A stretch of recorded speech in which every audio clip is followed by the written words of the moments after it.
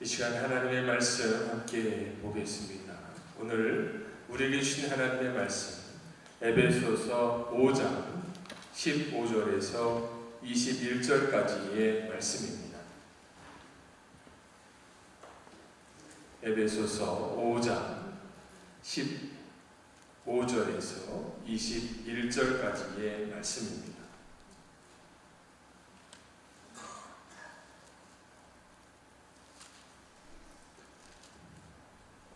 제가 봉독하겠습니다. 그런즉 너희가 어떻게 행할지를 자세히 주의하여 지혜 없는 자같이 하지 말고 오직 지혜 있는 자같이 하여 세월을 아끼라. 때가 악하니라. 그러므로 어리석은 자가 되지 말고 오직 주의 뜻이 무엇인지 이해하라. 술 취하지 말라. 이는 방탕한 것이니 오직 성령으로 충만함을 받으라.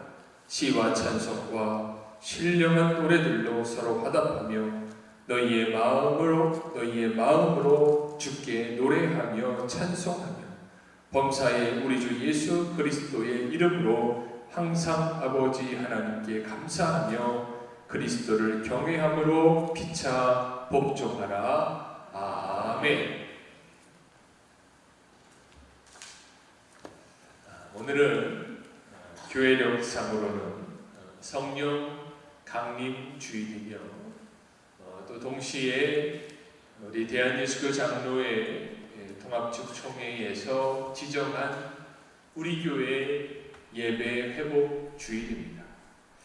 그동안 이 코로나로 인해서 주춤해진 교회의 예배를 다시금 회복하자는 시점으로 삼는 그러한 주일입니다. 물론 여전히 코로나가 완전히 소멸되지 않았고 어느 지역에는 많은 확진자들이 또 나와서 불안하지만 분명히 주께서 우리 민족을 반드시 구원하여 주시고 도와주실 줄로 믿으며 또한 교회의 예배를 지켜주실 것을 간절히 사모하는 저와 우리 성도님들 되시기를 주의 이름으로 간절히 축원합니다. 특별히 오늘은 성령 강림 주일입니다. 성령 강림 주일은 예수님께서 제자들에게 약속하신 보혜사 성령님을 마가의 다락방에서 예수님의 제자인 120문도가 그 성령의 임재를 경험하는 그 놀라우신 사건을 기념하는 주일입니다. 우리도 그들과 같이 성령 충만해야 합니다. 성도들에게 성령 충만은 너무도 중요한 일입니다. 왜냐하면 이 성령 충만함이 없으면 우리가 성도라고 해도 온전한 성도로서 살지 못하는 상황이 있을 수 있기 때문입니다. 예수님으로부터 처음 부름을 받은 제자들을 봅시다. 그들은 성령 충만함을 경험하기 전에 겉으로는 예수님의 제자인 것처럼 보여졌으나 실상 그들은 어때요? 온전한 제자로서 살지를 못했습니다. 예수님의 말씀을 잘 이해하지도 못하고 또한 그들 안에는 어떠한 다툼이 있었어요?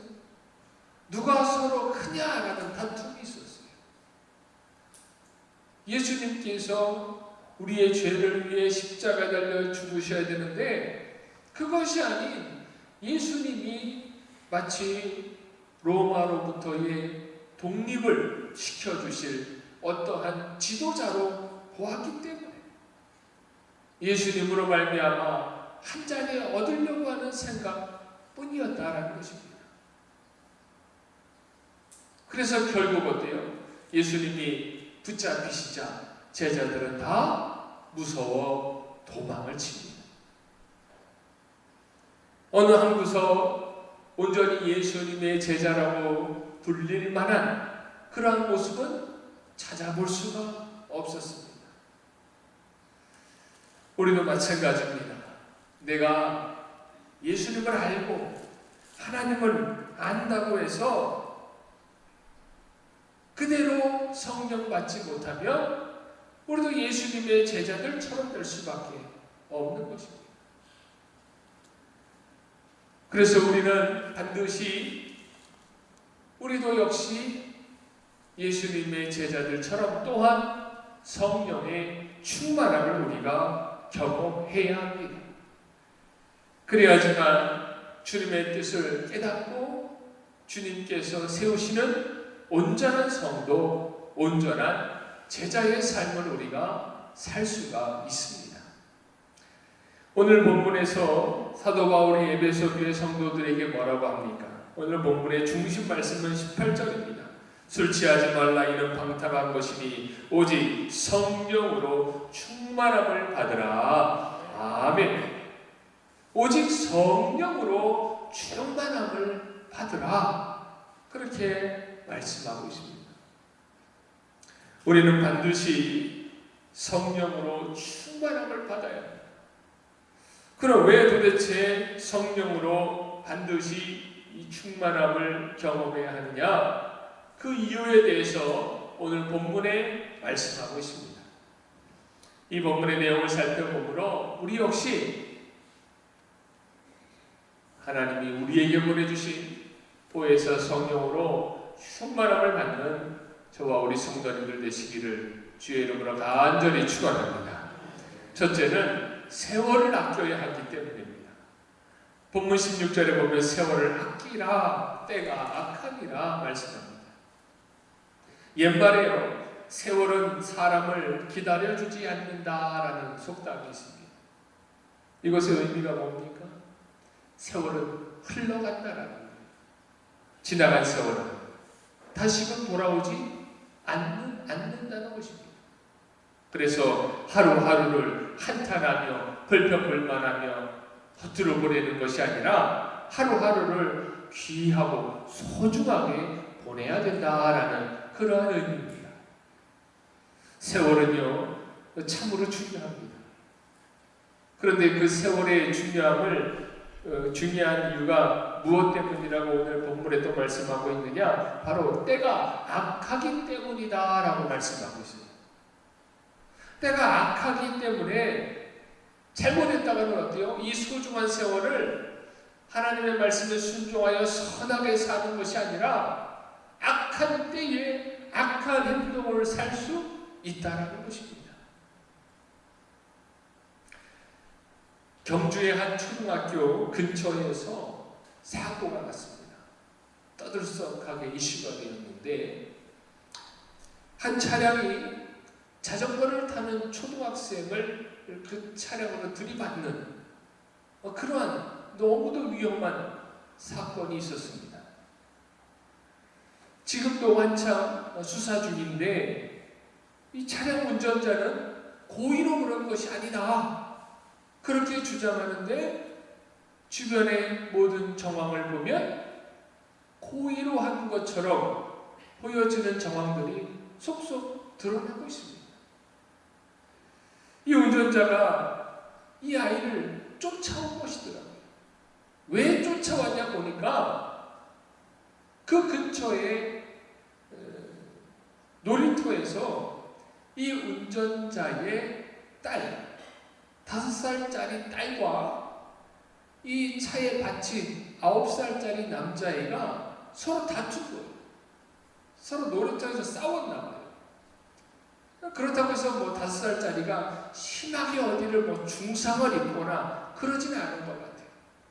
아이들끼리 좀 다퉜는데 그 다툰 것을 그 어머니가 알고 이 아이를 붙잡기 위해서 자동차로 쫓아온 거예요.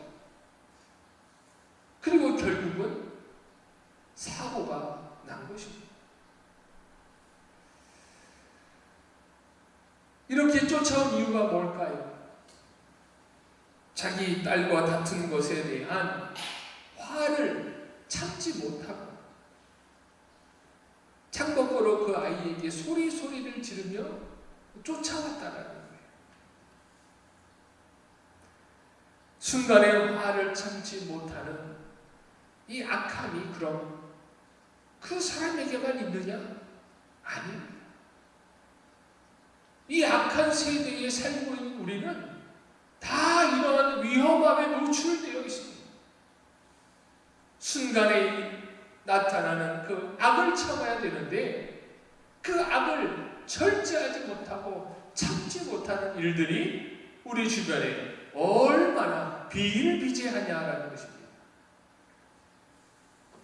이러한 때에 내 안에 있는 이 악함으로 말미암아 우리가 벗어나기 위해서는 오늘 성경에 말씀합니다. 오직 성령으로 충만해져야 한다라는 것입니다. 왜냐? 성령을 통해서 무엇을 깨닫게 되냐? 15절에 보면 그런즉 너희가 어떻게 행할지를 자세히 주의하여 지혜 없는 자같이 하지 말고 오직 지혜 있는 자같이 하여라고. 즉 어떤 상황에 마주했을 때 지혜 있는 자처럼 행하기 위해서 악을 버리고 가장 지혜로운 일을 행하기 위해서라도 우리는 어떻게 해야 돼요? 성령으로 충만함을 우리가 받아야 된다라는 것입니다. 내 안에 이 악함이 나오려고 할 때 우리는 어떻게 해야 돼요? 더욱더 누구를 의지해야 돼요? 더욱더 성령님을 의지해야 합니다.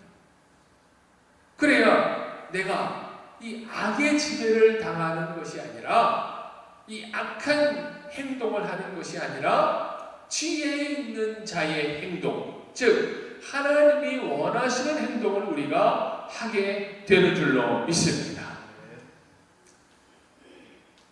저는 제 안에 악함도 분명히 있어요. 목사지만 제 안에 악함이 있어요. 그래서 그 악함이 나오려고 할 때가 있어요.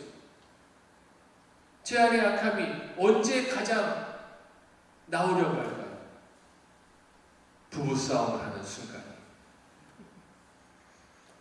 부부싸움을 하려고 할 때 악함이 막 나와요. 악함, 분노가 나오고. 그것을 제외하고는 뭐 악하게 뭐 분노를 표출할 일이 없는데. 막 악함이 막 나오려고 할 때 기도합니다. 다른 기도하잖아요. 성령을 간구하는 기도를. 이 악함을 잠재워달라. 분노를 잠재워달라. 그러면 막 악함이 나오려고 하다가도 찬물로 확 뒤집어 씌우는 것처럼 그 악함이 다 분노가 사라지는 거예요. 그럼 아내에게 가서 내가 먼저 잘못했다. 분노가 나올 때는 잘못을 알면서도 이야기하지 않고 나를 막 대변하다가도 기도하여 악함이 사라지면 바로 용서를 구합니다. 그럼 저희 집사람이 도대체 이상한 사람이라 그래요, 저한테. 하루나 이틀이나 지나고 나서 내가 잘못했다라고 하면 이해가 갈 텐데 방금 전에 막 화를 내려고 하다가 갑자기 딴 사람이 되는 거예요. 어떻게 그럴 수가 있냐? 저한테 물어봐요.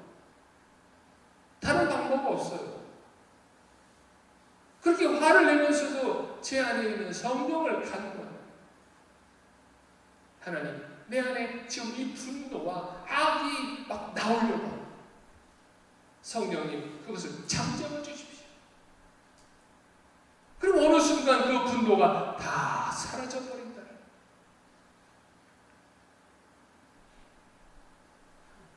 우리는 이 악한 세월 가운데 내 안에 있는 악을 다 드러내고 사는 것이 아니라 성령 충만함으로 말미암아 내 안에 있는 모든 악함을 떠나보내고 잠재우고 오직 하나님의 뜻을 분별하는 성도의 삶을 살아야 될 줄로 믿습니다. 두 번째는 방탕하지 않아야 하기 때문에 우리는 성령 충만함을 받아야 합니다. 본문 18절에 보면 술 취하지 말라. 이는 방탕한 것이니 오직 성령으로 충만함을 받으라. 술 취하지 말라고 하며 이는 방탕한 것이라고 말하고 있습니다. 삶을 살지 않기 위해서는 오직 성령으로 충만함을 받아야 된다. 이 방탕한 것과 성령 충만함을 대조해서 말하고 있어요. 방탕함에서 벗어나기 위해서는 방법은 뭐밖에 없다라는 거예요? 오직 그 방법은 성령으로 충만함을 받는 것밖에 없다라고 말씀하고 있는 것입니다. 이 방탕이라는 단어의 원어를 살펴보니까 그 의미가 올바로 교정할 수 없음이라는 의미가 있다. 올바로 교정할 수가 없다라는 거예요. 뭐에 빠지면요? 방탕에 빠지면. 그래서 그것을 무엇으로 비유하고 있어요? 술 취함으로 비유하고 있다는 거예요. 술 취함으로. 술 취하면 어떻게 돼요? 술 취하면 살이 분별을 못하게 돼요. 지금 여기가 우리 집 화장실인지 아니면 전봇대 밑인지 그걸 알아요? 몰라요? 모르는 거예요. 몰라요. 지금 여기가 내 집 안방인지 아니면 도로 위에인지 몰라요. 그래서 어떻게 해요? 도로 위에서 신발 벗고 양말 벗고 누워 자는 거예요. 지금 이 상황이 어떠한지를 깨닫지를 못하는. 방탕한 삶에 빠지면 올바로 교정할 수가 없어요. 그러나 우리가 성령으로 충만해지면 하나님이 우리에게 허락하신 의의 길, 올바른 길을 찾아가는 믿음의 성도의 삶이 될 줄로 믿습니다. 그 귀한 삶을 사시기를 주의 이름으로 축원합니다. 마지막 세 번째는 예배가 회복되기 때문입니다. 오늘 본문 19절에서 21절 보면 성령 충만함을 받은 자의 모습이 나와요. 시와 찬송과 신령한 노래들로 서로 화답하며 너희의 마음으로 주께 노래하며 찬송하며 범사에 우리 주 예수 그리스도의 이름으로 항상 하나님 아버지께 감사하며 그리스도를 경외함으로 피차 복종하라. 아멘. 여기 중요한 내용들이 나옵니다. 바로 찬송하고 감사하고 경외하고 순종을 결단하는 모습이에요. 이 모습이 어디에서 시작되느냐, 어디서 나타납니까? 이러한 모습은 바로 예배를 통해서 나타난다는 거예요. 예배 가운데 나타나는 역사들입니다.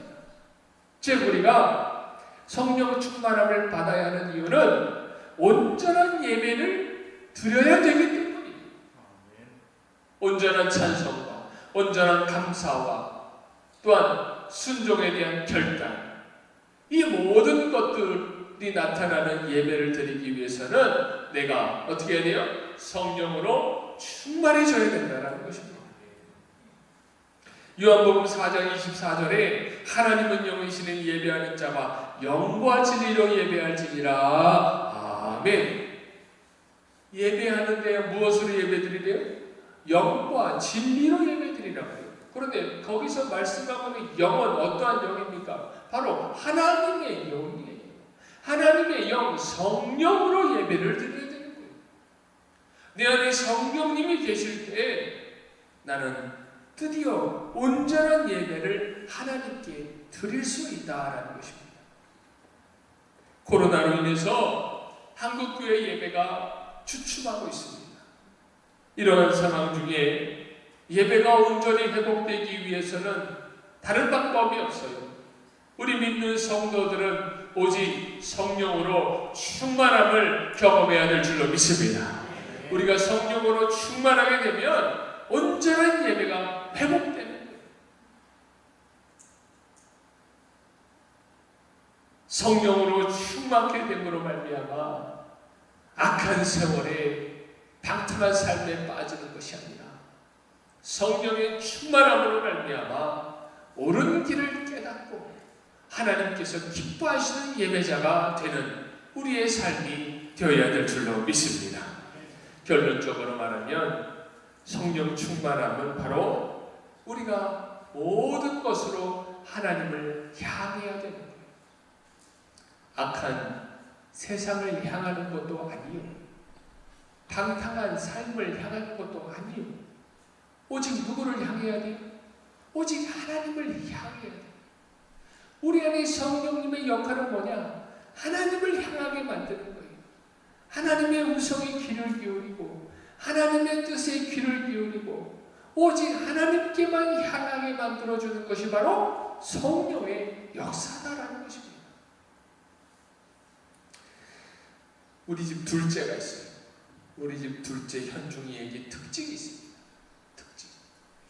이 둘째들의 대부분에 나타나는 특징 같기도 해요. 위아래로 치여서 그런지 매달리는 것을 잘합니다. 매달리는. 제가 집에 들어가면 항상 저를 부르면서 하는 말이 있어요.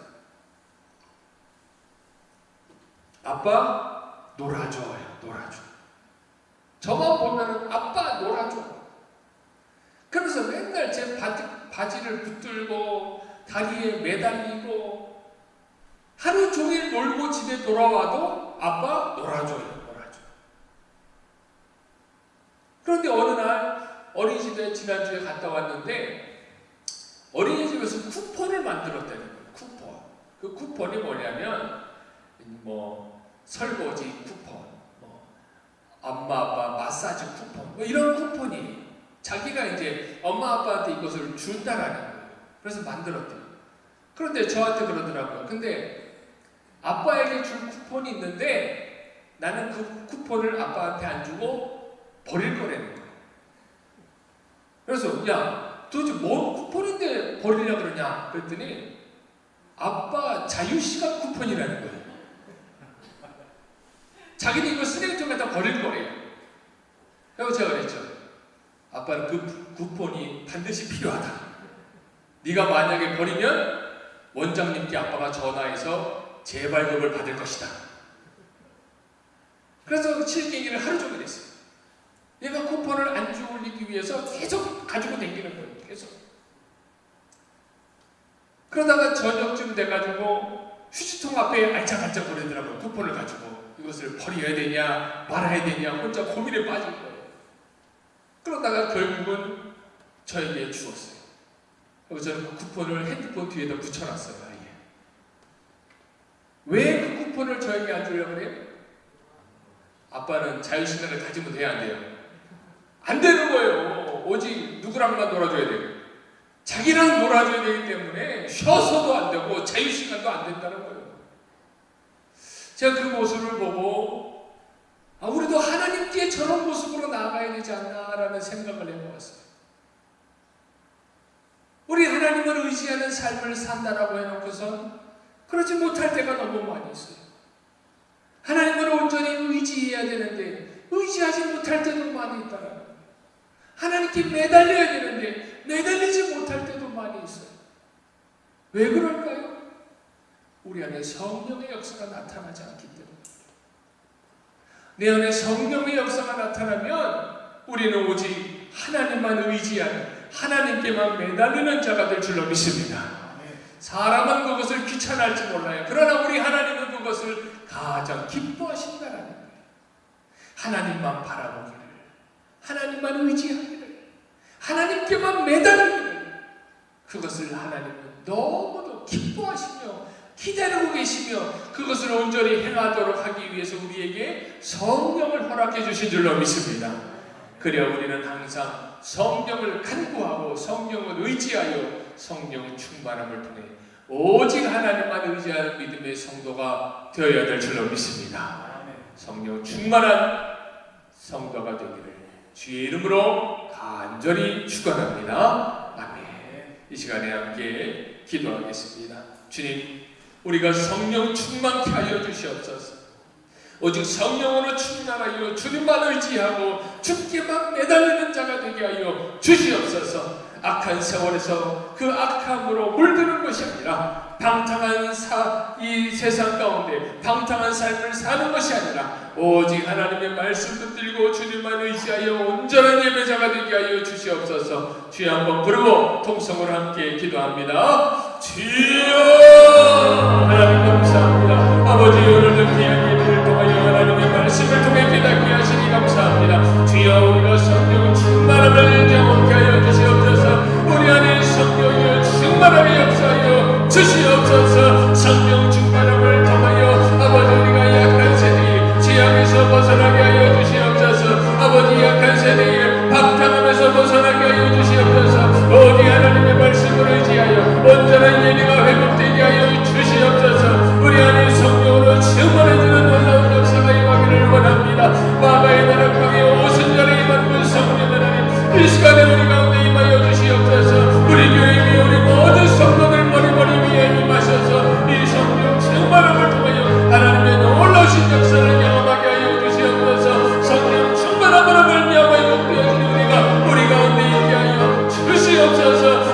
은혜가 충만히 우리 가운데 임하게 될 줄로 믿사오니 주여 하나님 함께하시고 인도하여 주시옵소서.